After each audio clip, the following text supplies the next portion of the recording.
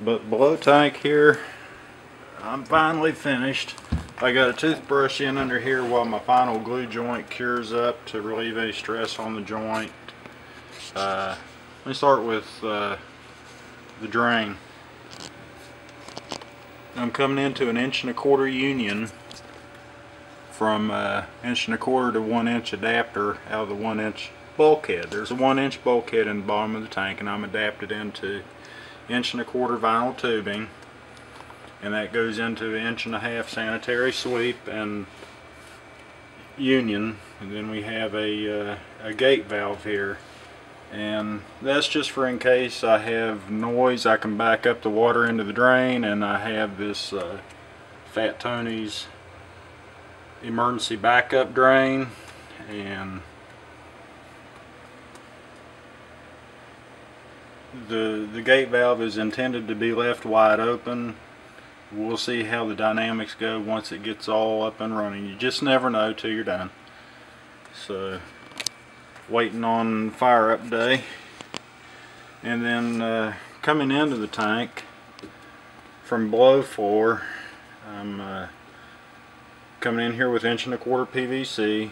Instead of a 90, I've got two 45s and another 45 up, another 45 to a T. And this T basically a little two-part manifold. I've got two double true unions here to feed the two inputs into my tank. And then above the bottom of the tank, I'm splitting the left one here into two. I had to do away with the one input. I had three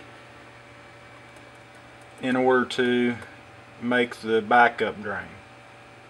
And what I'm doing here with this wire, I just robbed some, like, I don't know, 14-2 wire, 12-2 or 14-2 wire, the black wire, so it kind of blends in a little bit better, and screwed in a couple of secures, one for each side. And this relieves pressure on the bulkhead, so I'm not pulling down on the bulkhead at the angle that these are in here at so much. Now, if I have no leaks, I can honestly say I'm thoroughly satisfied with this plumbing job.